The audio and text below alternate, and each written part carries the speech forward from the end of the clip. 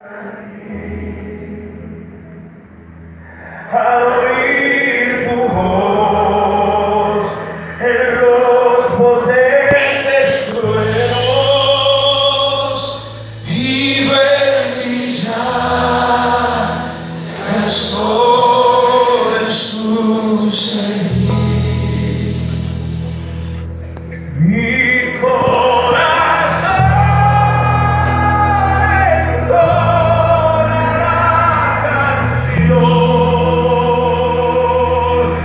Cuán grande es Él, cuán grande es Él. Mi corazón entonará canción. Cuán grande es Él, cuán grande es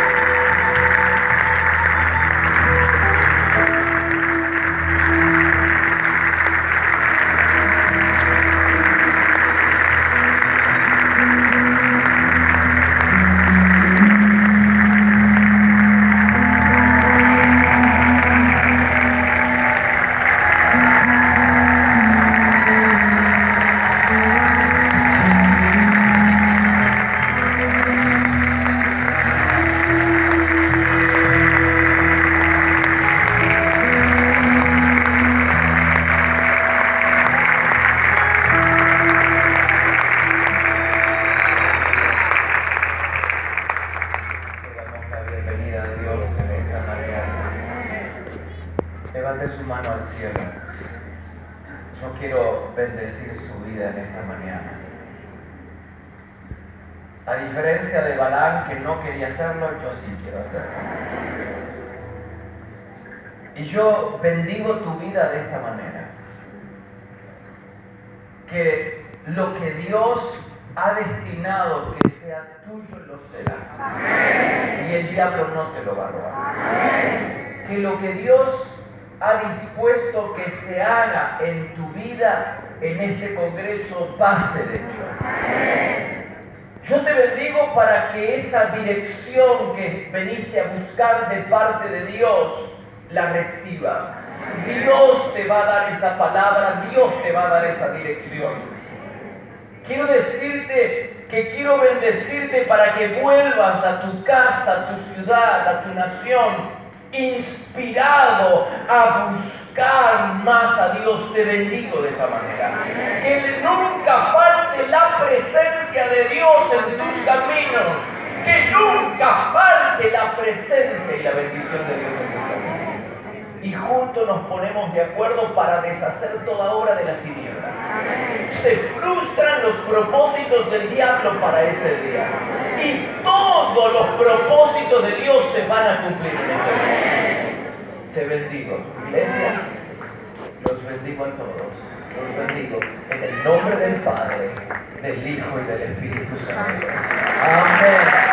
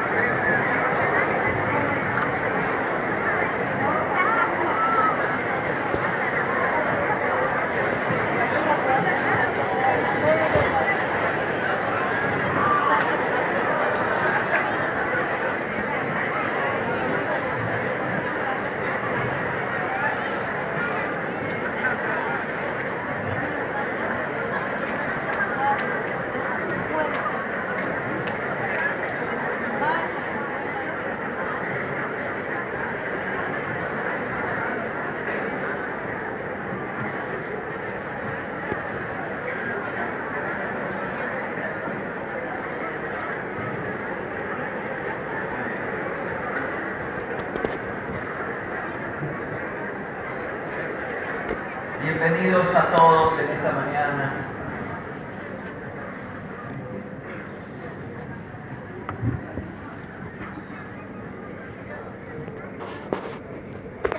¿Han podido descansar? ¿Sí?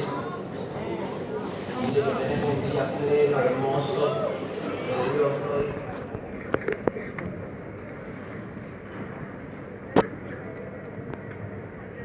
¿Cómo le tratan los pequeños?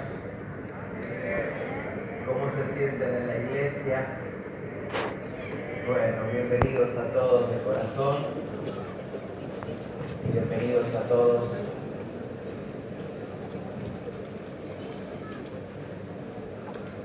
Recuerden que todas las prédicas se están grabando. Creo que es una buena inversión llevarse las palabras. El stand lo tenemos, ayer lo tenemos acá, saliendo por esta puerta a mano izquierda, ya están ahí, donde pueden cargar los CD, los DVD. Bueno, vamos esta mañana. El título del mensaje es: tu brazo es demasiado corto para boxear con Dios. ¿Está de acuerdo conmigo o no? Tu brazo es demasiado corto para boxear con Dios. Éxodo capítulo 4, versículo 24 al 26.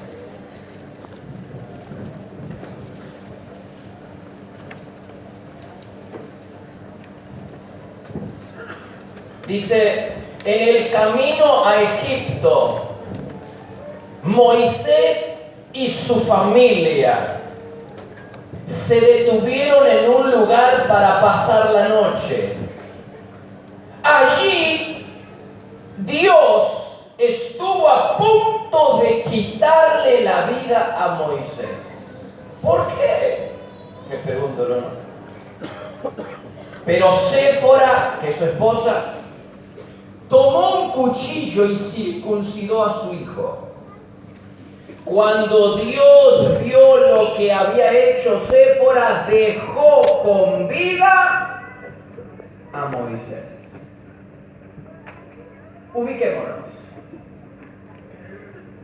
Moisés había tenido su experiencia con Dios a través de una zarza en el monte Sinaí. Dios le había encomendado ir a Egipto para liberar a su pueblo, al pueblo de Israel, con el propósito de cumplir con la misión que Dios le estaba encomendando. Moisés arma las valijas, toma a su familia y emprende el viaje. Pero camino a Egipto, Dios le sale al encuentro y una noche quiere matarlo. Hay cosas que a veces uno a primera vista no alcanza a entender. Dios lo lleva a Moisés 40 años en el desierto, lo lleva a la escuela del desierto, a la escuela del quebrantamiento, del que en algún momento vamos a hablar. Todo siervo de Dios que quiera ser usado por Dios va a necesitar atravesar, va a necesitar ir al desierto, a la escuela de la humillación y el quebrantamiento. Lo que más necesitamos en este tiempo, la iglesia, lo que más necesita este mundo, lo que más necesita son líderes espirituales que hayan estado en el desierto, que hayan venido, que hayan salido del desierto y de la escuela de Dios y del quebrantamiento. Moisés lo lleva 40 años para tratar con él, para formar su carácter. 40 años lo tiene en su escuela bajo su disciplina. Luego tiene la experiencia en la zarza, le dice que tiene una misión especial para él, lo manda a Egipto y cuando está en el camino quiere matarlo. Tanto hizo Dios para formar el carácter de este hombre que ahora en el camino quiere matarlo. La Biblia dice que Dios le salió al encuentro para matarlo. La primera pregunta que surge es ¿por qué Dios quiere matar a Moisés? La respuesta está clara. La respuesta es que Moisés no circuncidó a su hijo y eso despertó el enojo de Dios y ahora Dios quiere matarlo, quiere terminar con su vida por la sencilla razón de que Moisés no circuncidó a su hijo. Ahora la siguiente pregunta es ¿por qué Moisés no circuncidó a su hijo? Cuando él sabe que los pequeños, que había mandato de Dios a través de Abraham que tenían que ser circuncidados los niños a los 8 días de nacido vivo. ¿Por qué no lo hizo? Aparentemente Moisés tuvo un desacuerdo matrimonial, un desacuerdo con su esposa acerca de este asunto. La razón por la que Moisés no circuncida a su hijo es porque hubo un desacuerdo, aparentemente, hubo un desacuerdo con su esposa Séfora. Séfora era madianita. Los madianitas descendían de Abraham. Abraham se casó con Cetura. Cetura era la esposa después que tuvo cuando Sara murió. Abraham y Sara. Sara muere, Abraham se vuelve a casar, se casa con Cetura. Uno de los hijos de Abraham con Cetura era Madián. Séfora, la esposa de Moisés, era madianita. Es decir, aparentemente la esposa de Moisés creía en el mismo Dios que Abraham. Pero había una pequeña diferencia en cuanto a este rito, en cuanto a la práctica de la circuncisión. Aparentemente los madianitas o no circuncidaban a los niños o lo hacían de adulto. En cambio Moisés, él sabe fehacientemente que los niños tenían que ser circuncidados a los 8 días de nacido vivo, pero para mantener la paz en el hogar. ¡Hola! Para evitar un quiebre matrimonial, dejó pasar el asunto Moisés y dijo, está bien, no lo vamos a circuncidar. Ahora de camino a Egipto Dios le sale al encuentro y evidentemente esa es la razón, porque cuando Séfora ve que va a perder su esposo porque Dios lo quiere matar, inmediatamente circuncida a su hijo y aplaca la ira de Dios. Un desacuerdo. Moisés prefería pasar el asunto, postergar el asunto, que tener un conflicto matrimonial. Para mantener la paz en el hogar, Moisés decidió no circuncidar a su hijo, posponer este asunto para más luego. Y a Dios no le gustó. Moisés no quería tener problemas matrimoniales y terminó teniendo problemas con Dios. ¿No sucede eso exactamente hoy en día? ¿No sucede lo mismo hoy en día? Para no tener problemas, se toleran en la familia comportamientos que son deshonrosos para Dios. Para no tener problemas, se toleran comportamientos que a Dios no le agrada. El plan de Dios es que ambos padres estén de acuerdo en cuanto a cómo educar a los hijos. Ese es el plan de Dios.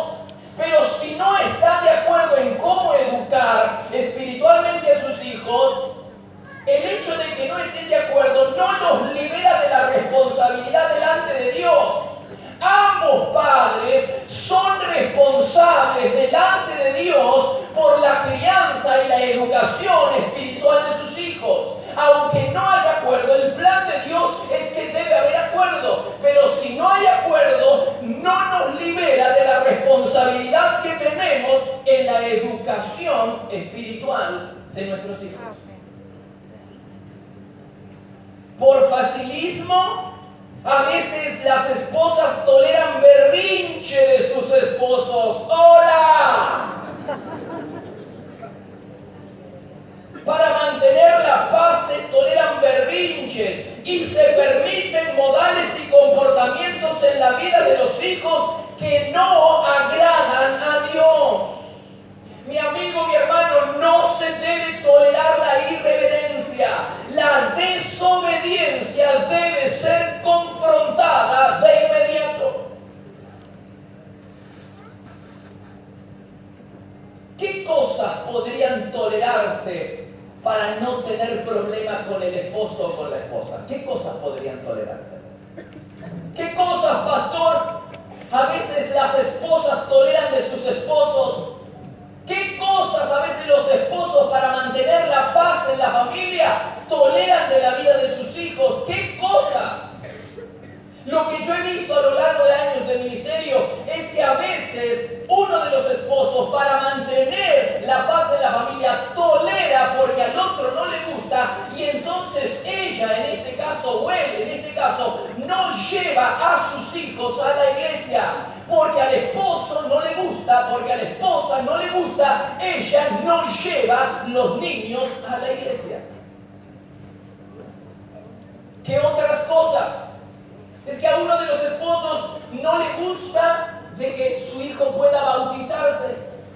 Entonces se impide no solo que se bautice, sino también que vaya a algún campamento o evento cristiano para mantener la paz en el hogar. El cónyuge creyente tolera y no lleva a sus hijos a la iglesia porque al esposo no le gusta, a la esposa no le gusta.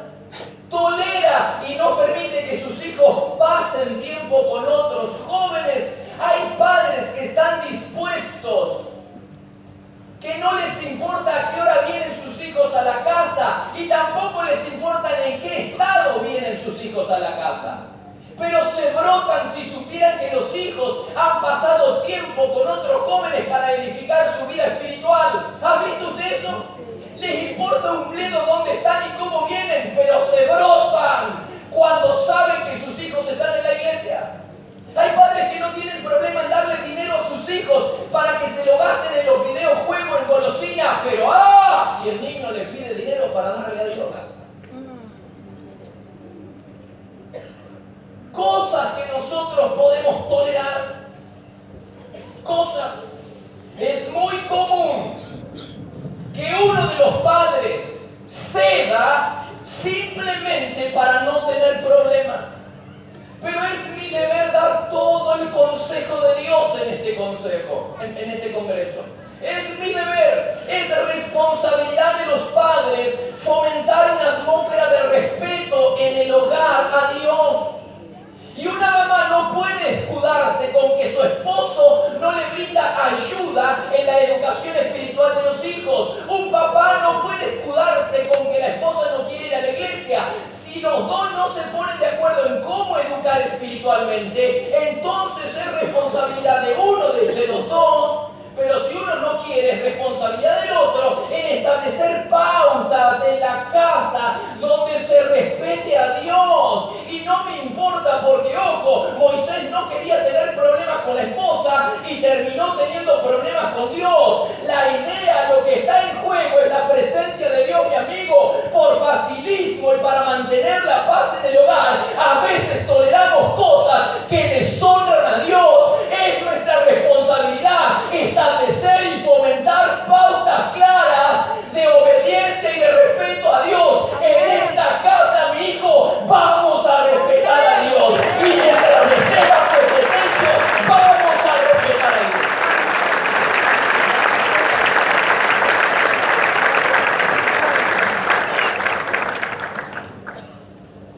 Al no hacerlo, por temor a que el cónyuge se moleste, atraerás el descontento de Dios sobre tu vida. Recuerda que lo que está en juego es la presencia de Dios. Dios puede hacerse cargo de una familia, pero ¿sabe qué necesita? Dios necesita que le preparemos una atmósfera de honra, de respeto, de temor reverente para que Él se manifieste. Y esto se aplica en la casa, se aplica en la iglesia, se aplica en todo lugar, mi amigo, mi hermano. Dios va donde lo invitan, pero se queda donde lo honran, donde lo respetan. Eso sucede en tu casa, eso sucede en tu ministerio, eso sucede en tu iglesia, eso sucede en tu púlpito. Él irá si lo invitan, pero se va a quedar solo si encuentra una atmósfera de reverencia, de respeto, de honra. De lo contrario, el Señor dice: sigan ustedes con el jolgorio, que yo me voy.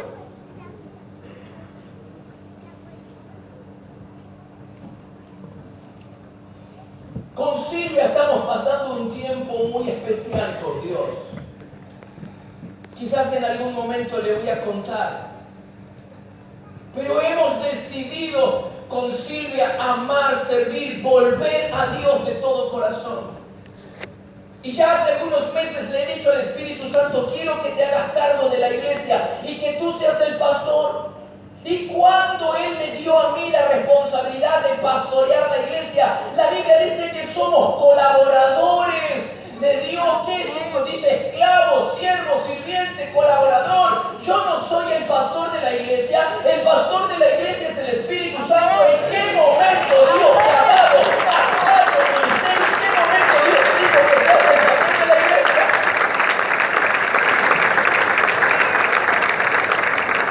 Pero nosotros tomamos atribuciones que no nos corresponden. Y como Dios es un caballero, Él dijo: si tú te haces cargo de la iglesia, yo me voy.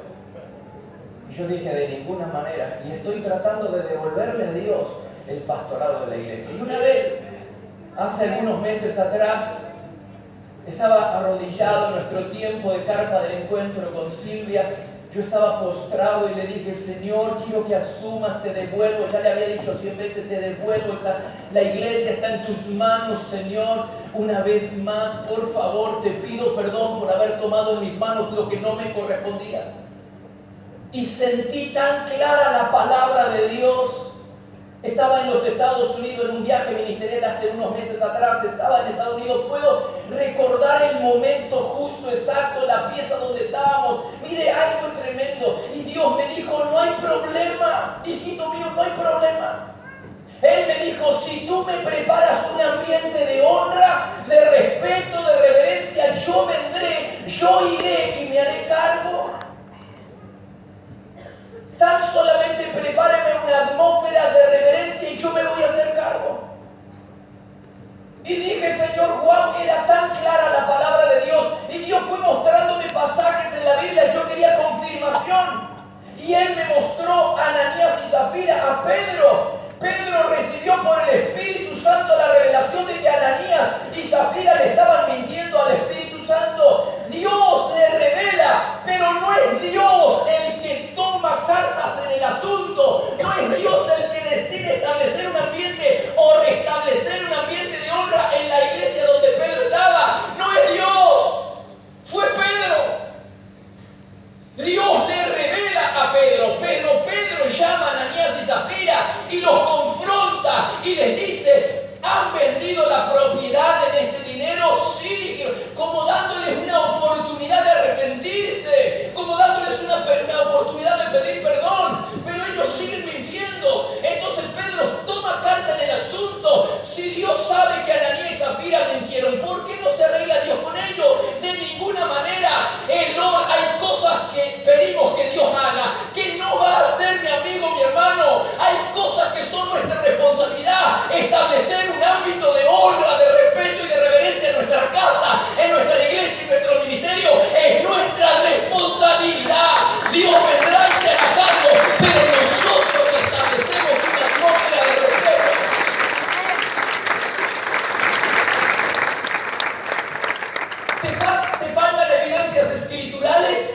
acerca de que nuestra responsabilidad es establecer orden. No le pidas a Dios que establezca orden en tu casa. Es tu responsabilidad. Es tu responsabilidad. Dios te va a ayudar cuando tomes la decisión y emprendas el camino de restaurar la santidad, de restaurar la honra en tu casa. Dios te va a ayudar, pero no es responsabilidad de Dios, es tu responsabilidad.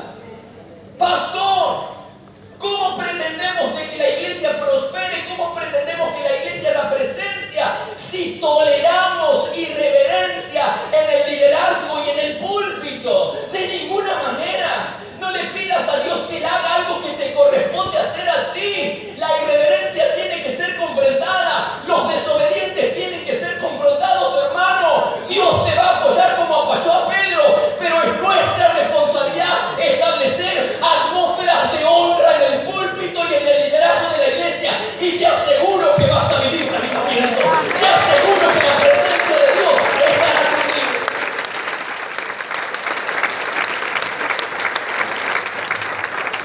Te faltan recursos escriturales para ser convencidos de que hay cosas que nosotros tenemos que hacer y que le pedimos a Dios que haga, pero que Él no es su responsabilidad.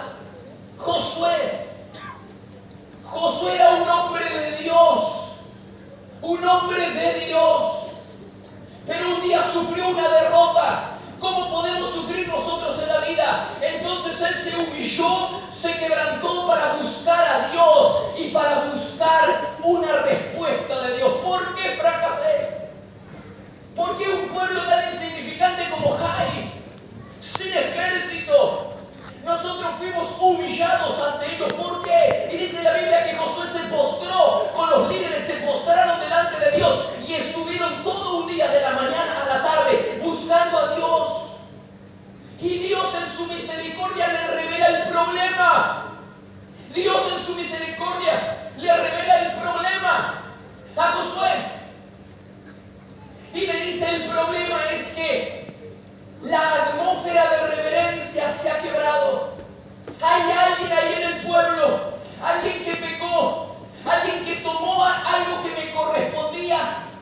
Porque la primera ciudad, que era Jericó, todo tenía que ser consagrado a Dios. Pero alguien tomó un manto, alguien tomó un lingote, algo que era consagrado para mí y lo tomó para sí. Y Dios le revela a Josué. ¿Y qué hace Josué? Dios le dice: quiero que leas por el amor de Dios. Dios se presenta a Josué y le dice que él estaba a punto de abandonar. El mismo Dios que unos capítulos atrás le dijo a Josué: estaré contigo donde quiera que vayas. Ahora 3 capítulos más adelante le dice: los voy a abandonar. ¿Por qué los va a abandonar Dios? Porque hay pecado, porque ya no hay una atmósfera de honra y de respeto. Y Dios en su misericordia le revela a Josué la razón por la que estaba a punto de retirarse. Y entonces Josué toma la carta en el asunto, toma el asunto en sus manos. Y es Josué, mi hermano, el que restablece el ámbito de la atmósfera de honra. No es Dios, es Josué. No fue Dios quien apedreó a Acán y toda su familia. Fue Josué, la orden fue dada por Josué. Dios le mostró a Josué, y Josué, porque no quiere que Dios se vaya de destinación, toma cartas en el asunto y restablece una atmósfera de honra. No lo hizo Dios, lo hizo Josué. Hay cosas que Dios no va a hacer. Establecer ámbitos de honra, de respeto a Dios, no es responsabilidad de Dios, es nuestra responsabilidad. Establece un ámbito de honra en tu casa y en tu iglesia, y vas a ver cómo Dios te quiere.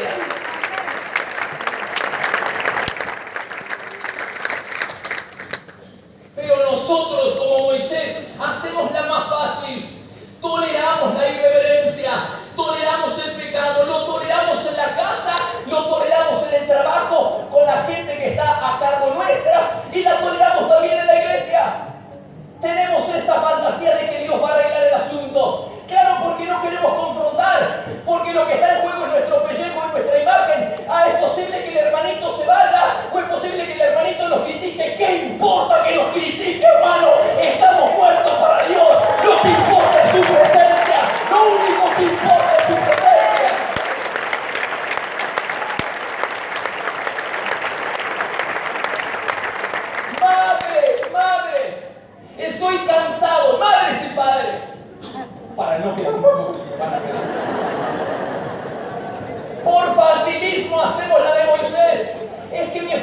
quiere que traiga mi hijo a la iglesia. ¿Y desde cuándo tu esposo va a ser responsable delante de Dios por la educación espiritual de tus hijos? Tú también eres responsable.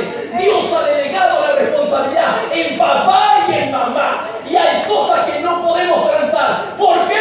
Porque Dios te va a salir al encuentro como le salió a Moisés. A veces, a fin de preservar la paz en el hogar, tenemos problemas con Dios. ¿Qué quiere usted? ¿Tener problemas con su esposo o con Dios?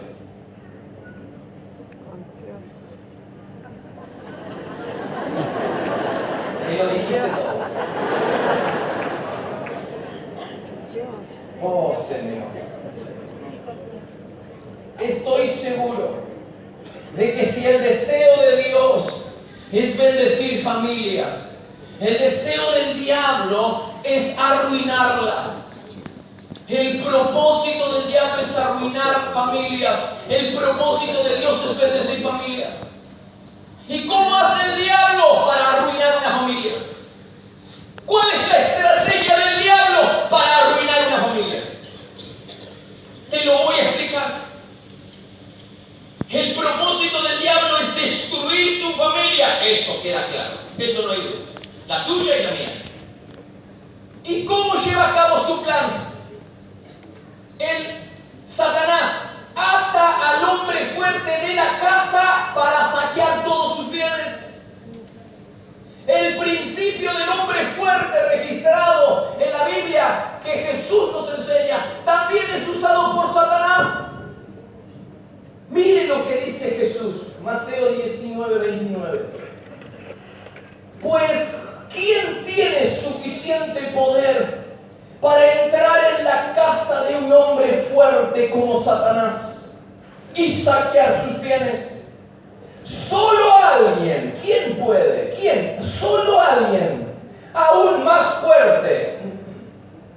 Alguien que pudiera atarlo y después saquear su casa. El diablo, la estrategia del diablo para arruinar tu casa y tu familia es atar primero al hombre fuerte de la casa y luego entonces tiene el derecho legal para entrar y saquear todo lo que hay ahí dentro. ¿Y quién es el hombre fuerte de la casa? Papá y mamá.